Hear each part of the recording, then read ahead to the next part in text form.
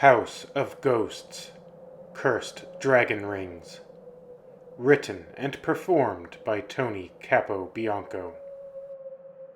A house is supposed to be a safe place that shelters you from the evils of the outside world. It's supposed to be a warm home. Your house is supposed to be a dream come true and a place that gives birth to hope. However, not all houses provide these things. Some houses are where evil dwells. There are houses that crush hope and birth fear and despair. I know this to be true because my dream home became a living nightmare that nearly shattered my soul. My name is Gabriel Burton. My lovely wife Linda and I moved from Westchester County in New York to Orange County. We moved with our kids to an old but beautiful and spacious house in the Hudson Valley. When our eldest boy, Stephen, became 13 years old, we knew it was time to buy a house. The apartment, which had served us well for the last decade, had become too cramped and cluttered for the four of us. Having a big yard for our two boys to play in was a dream that Linda and I aspired to make a reality. Looking at that big colonial-style house for the first time was a moment that we would never forget. It had been love at first sight. The charming house came with 3 acres of land. That was more than enough property for our boys, Stephen and Billy, to have fun on. The boys had been so excited. They wanted to move in at once. My wife Linda was also very excited. The 2-floor house had 5 bedrooms and 2 bathrooms. One bathroom would be for Linda and I, and the other would be for the kids. While that may not seem exciting, it was for us, because the 4 of us had all shared one bathroom in our old apartment. Our first days in our very first house seemed like paradise. Our lifelong dream appeared to have finally come true. The 4 of us had been brimming with happiness. Things, however, are not always as they seem. The outward facade was quickly ripped asunder. The initial signs of trouble were overlooked or dismissed. Had you been in my place, you may have dismissed the little things too. After all, events started out small, and small things are easy to put aside. Shortly after moving into the house, objects would go missing or they'd end up in weird places. For instance, one time we couldn't find the TV remote.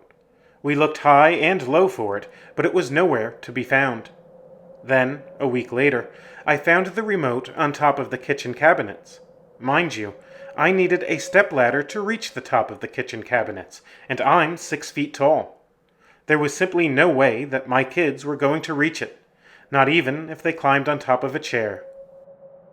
The remote wasn't the only time that objects turned up in places that they shouldn't have.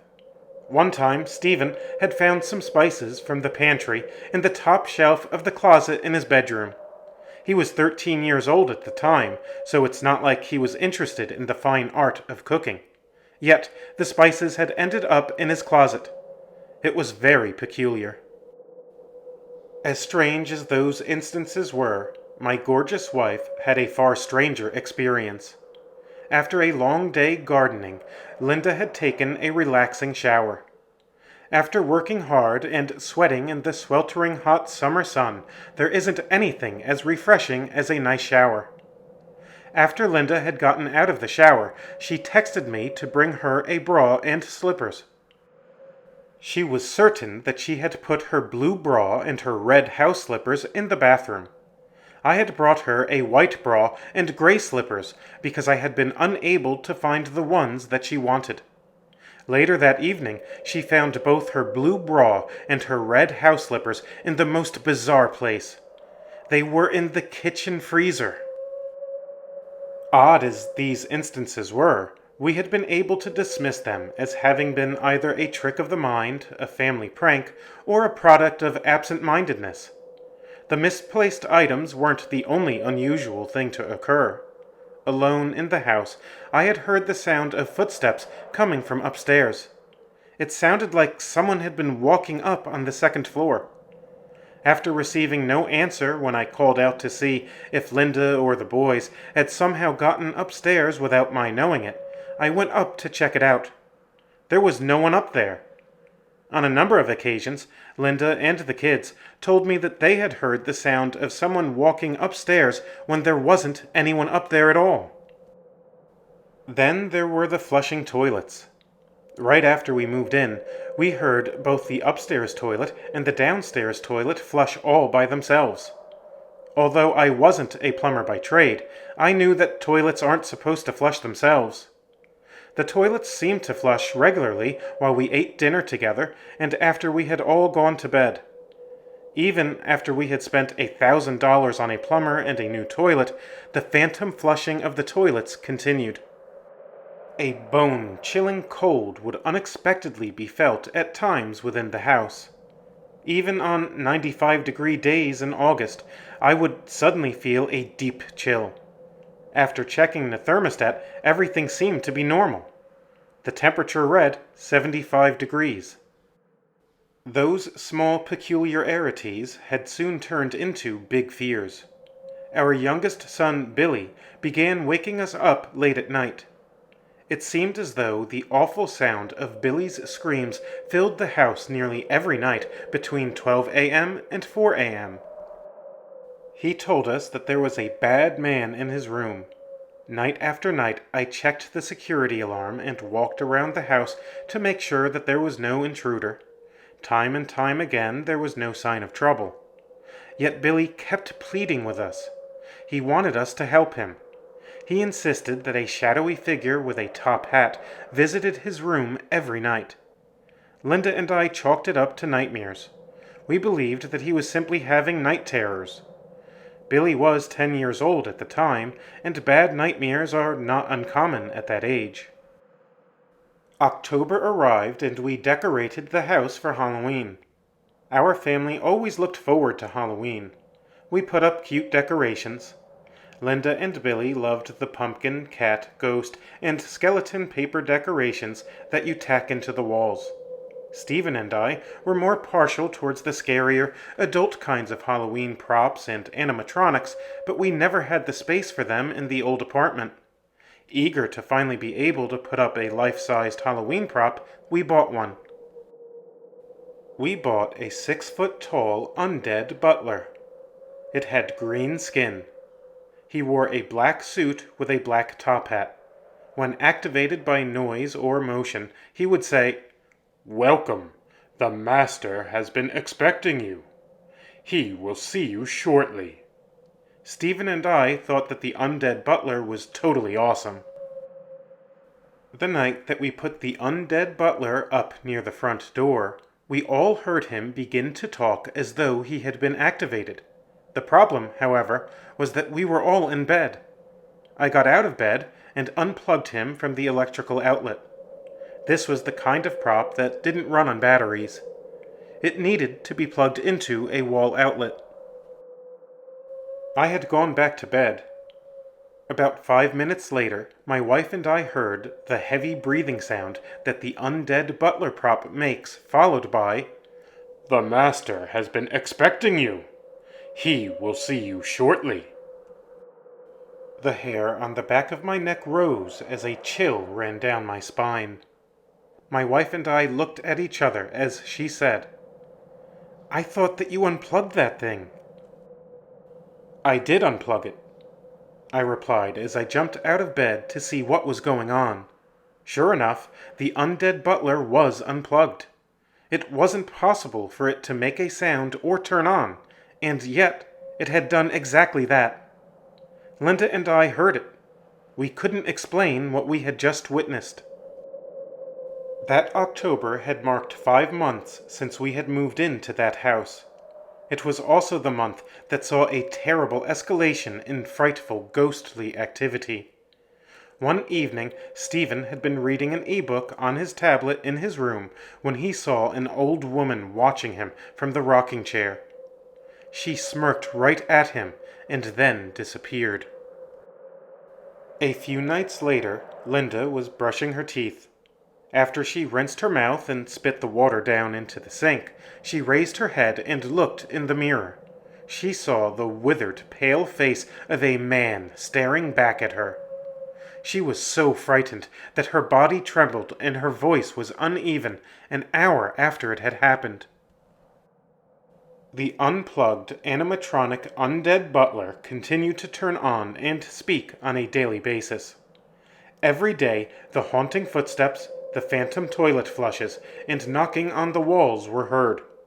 There was no denying that something paranormal was going on. Linda, Stephen, little Billy, and I were afraid. None of us ever wanted to be alone in that house. Something as simple as taking a shower had become an ominous quest. I felt like someone or something was always watching me. We never felt alone. We reached the point where we no longer felt safe. On October 13th, I had been outside watching little Billy play on the front steps. It was a partly cloudy and typically chilly fall day. Billy had been playing with his superhero toys. I smiled as I watched my son having a genuine moment of happiness and fun. That's when it happened. Out of nowhere, I saw Billy fly up off of the front steps. It looked as though an incredibly powerful man had thrown him 10 yards into the air and into the old oak tree in the front yard. There was no one there. An invisible force had tossed him as if he was one of the toys that he had been playing with. The smile on my face vanished. My stomach sank like a boulder falling into a lake. My eyes grew wide as I felt an electric current run through me. I sprinted towards Billy to check on him. He had a bloody nose and a cut on his chin. After he stopped crying, it turned out that he didn't appear to have any broken bones. There were no indications of a concussion. Thankfully, he was all right. What happened to Billy had sent our anxiety through the roof. We were terrified. It had become clear that these evil spirits were capable of causing physical harm. Linda and I were very concerned for our boys. How could we keep our baby safe when we didn't even understand what was happening? How can you fight a ghost? I was also quite concerned for Linda's well-being. The time had come to call on some help. Linda and I scoured the internet to find someone that could assist us, or at least give us answers. After hours of searching, we found a local paranormal research group. They went by the name Hudson Valley Paranormal Troopers. We emailed them and explained the dire situation. They got back to us within an hour. They explained that because we had kids, they would get out here as soon as possible. 2 days later, Brad, the head of the Hudson Valley Paranormal Troopers, arrived. He had long brown hair parted down the middle. He also wore a mustache with a patch of hair under his bottom lip. He was about 5'10" tall. His t-shirt had Hudson Valley Paranormal Troopers written on it with a ghost for a logo. Brad explained that he had come by himself so that he could get the ball rolling. He told us what the paranormal troopers do and what we could expect from the process. Basically, they were going to set up sensitive equipment that might be able to record anything paranormal. Their methods were similar to what is seen on various ghost hunting shows on TV. After Brad interviewed us, he told us that he'd be back the next day with 2 other team members. Brad suggested that Linda, the kids, and I stay in a hotel or over a friend's house the day of the investigation. They had planned to stay in the house for 24 hours. We complied with the suggestion. We were happy to be spending a night outside of that nightmare house. Brad called me on my mobile phone the morning after the investigation concluded. He sounded stressed as he said, "Good morning, Gabriel. This is Brad from Hudson Valley Paranormal Troopers. The good news is that you guys aren't crazy. The bad news is that there is definitely something in your house, and it isn't friendly. We believe that your house is haunted by a malevolent entity or entities." I responded, Thanks for the confirmation. We already knew that there was something wicked there. What can you do about it? What time do you want us to come back today? Well, Gabriel, this isn't something that we normally say, but frankly, we don't think you should come back here today. If you could stay in the hotel for a bit longer or stay with a relative, that would be wise, answered Brad in a serious tone. Look, Brad, that's our house.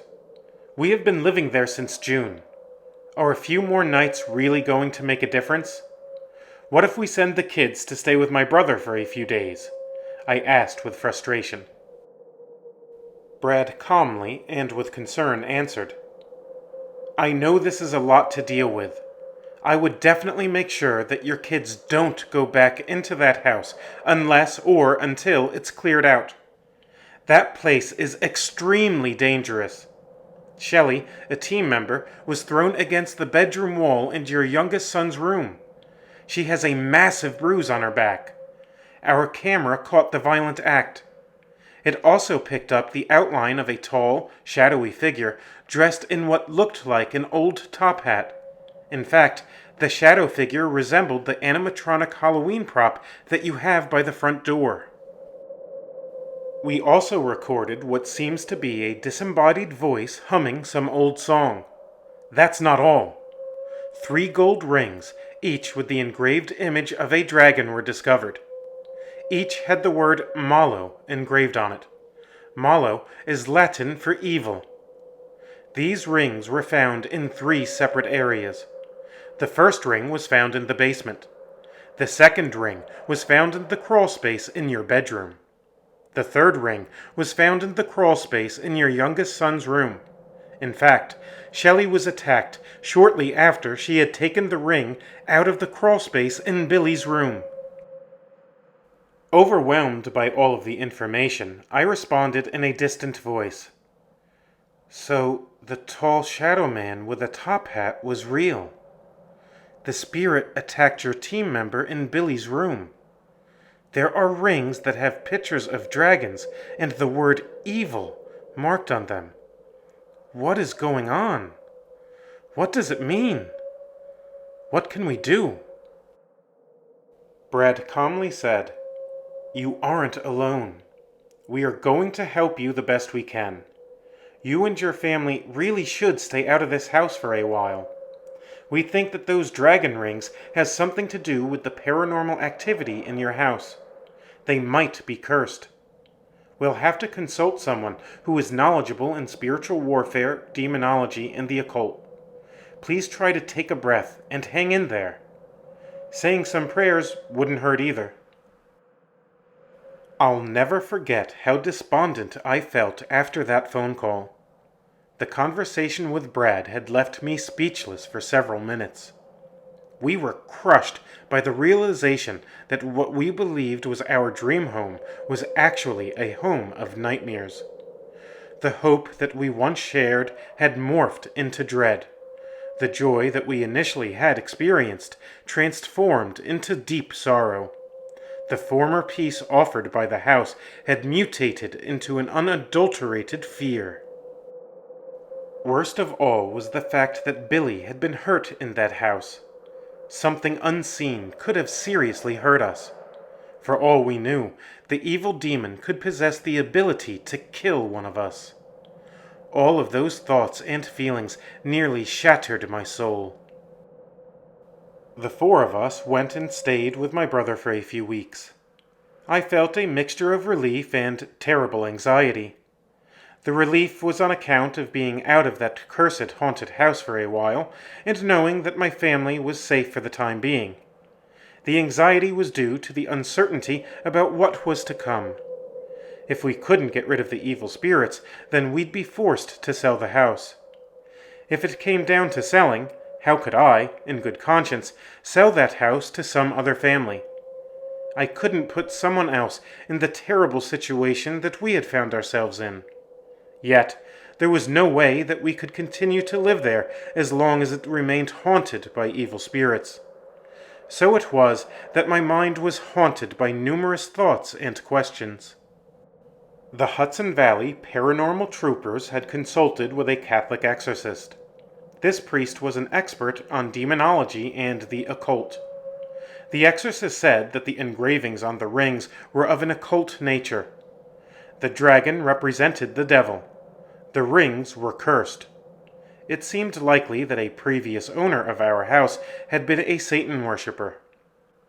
The priest suspected that a black mass that included a sacrifice, possibly a human sacrifice, was performed in the house. The dragon rings would have been consecrated to Lucifer during the black mass. The priest explained that such a dark ritual would have opened a gate to hell. A black mass and a satanic sacrifice performed on the property would have given demons rights to dwell and interact upon the property and anyone that crossed onto it. In his words, those evil deeds caused a demonic infestation of the house. In a demonic infestation, it is not uncommon to come across both demons as well as damned souls of humans. The exorcist further explained that the dragon rings acted as a dark insurance policy. That is to say, because they were consecrated to the devil and hidden in various locations throughout the house, they would ensure that the house remained diabolically infested, even if someone cleansed the house in more ordinary ways. A simple house blessing, or even having a holy mass offered in the house, wouldn't resolve the evil infestation. The cursed dragon rings had to be found, removed, and safely destroyed. The exorcist told us that he suspected that the paranormal troopers had only found half of the cursed dragon rings. Satanists revere the number 6. The significance of the number 6 led the priest to guess that 6 dragon rings had been hidden in the house. He suggested that the Hudson Valley paranormal troopers return to the house as soon as possible to locate the remaining 3 cursed dragon rings. He wanted to destroy the rings and offer a holy mass in the house on All Saints' Day. All Saints' Day is, of course, the day after Halloween. Since All Saints' Day is considered by Catholics to be one of the holiest days of the year, the exorcist was determined to cleanse the house then. That plan didn't leave the paranormal troopers much time to find the cursed dragon rings. Halloween was the next day, and that was the day that we went back to our haunted house in order to locate the cursed items. I went along with them. 9 a.m. was the time that we entered my house. The air in the house seemed to be extraordinarily heavy and oppressive. The presence of something unnatural pervaded the atmosphere. It was like an unseen beast was watching and stalking us. Fear permeated my pores. The undead butler Halloween prop greeted us by breathing heavily and saying, "Welcome. The Master has been expecting you. We will deal with you shortly. You will not survive." Footsteps could be heard walking across the upstairs floor just moments after we had walked into the house. Including myself, there were 4 of us. We split up into 2 pairs of 2 in order to cover more area. After 10 hours of searching, we had only found 1 more cursed ring. Brad had found it buried in the fireplace. Then, all of a sudden, we heard a loud, menacing moan.